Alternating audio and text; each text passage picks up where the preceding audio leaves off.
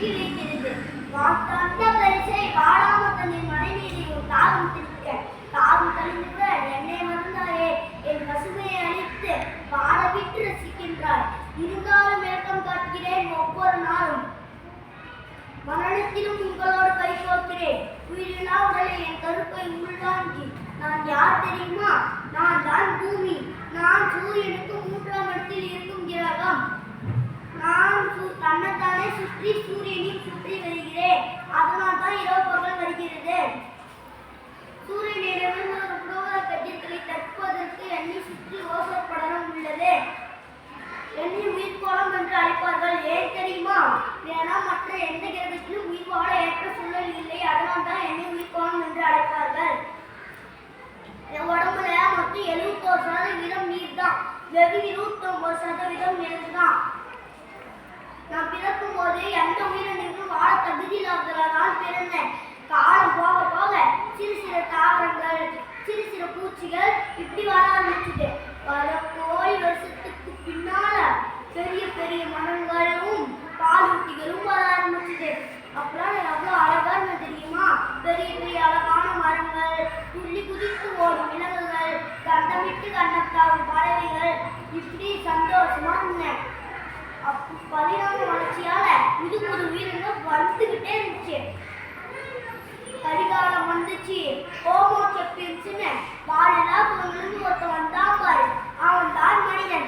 அவனும் நான் மற்ற பிள்ளைகள் மாதிரி தான் நினைச்ச மரம் விலங்குகள்.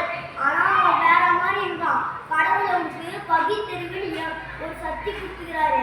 அதை வச்சுட்டு அவன் என்னாலும் ஆட்டம் போட்டான். வெத்த என்னாலே தாங்க முடியல. ஃபர்ஸ்ட் கிழங்கும் பழமும் பச்சையா சாப்பிட்டான். அதுக்கப்புறம் நெருப்பு கண்டுபிடிச்சி நெருப்புல சுட்டு வேவச்சு சாப்பிட்டான். அதுக்கப்புறம் மழை வெயில் தாங்க முடியாம புகை கூட தங்கினான். அதுக்கப்புறம் குடிசை போட்டு தங்கினான். என் பிள்ளைங்களை சண்டை வந்துடக்கூடாதுன்னு சொத்தை பிரிச்சு தந்துட்டேன். காடெல்லாம் பிரிச்சு விலங்குகளுக்கும் நிலத்தெல்லாம் பிரிச்சு மனிதர்களுக்கும் கொடுத்துட்டேன். அவங்களோட அவங்களோட இடத்துல தான் இருக்கணும். ஆனா இந்த மனிதன் மட்டும் தன்னோட தேவைக்காக எல்லா உயிரினங்களும் அழிக்கிறான்.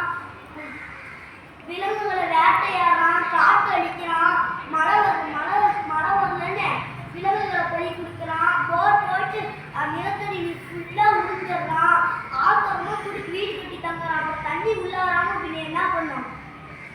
வாகனங்கள் இருந்து ஒரு புகை என்னால சுவாசிக்கவே முடியல. எனக்கு சுவாச கோளாறு வருது. இப்படி என்னை சீண்டிக்கிட்டே இருக்கிறதுனால தான் உங்களுக்கு நிலச்சரிவு, நிலநடுக்கம், பூகம்பம் இப்படி ஏற்படுத்துறேன். அப்பயும் நீங்க திருந்த மாட்டேங்கிறீங்க. நீங்க நல்லா இருக்கணும். என்னை கஷ்டப்படுத்தினா அந்த கஷ்டம் எனக்கு இல்லை, உங்களுக்கு தான். அதை புரிஞ்சு நடந்துக்கோங்க. திரும்ப என்னை சீண்டிக்கிட்டே இருங்க. எடுக்க போற பேரழிவு வேற மாதிரி இருப்பாங்க. புரிஞ்சு நடந்துக்கோங்க. இயற்கை வளங்களை பாதுகாத்து நீங்களும் வாழுங்க, என்னையும் வாழ விடுங்க. இதுவே என் கட்டளையே சாசனம்.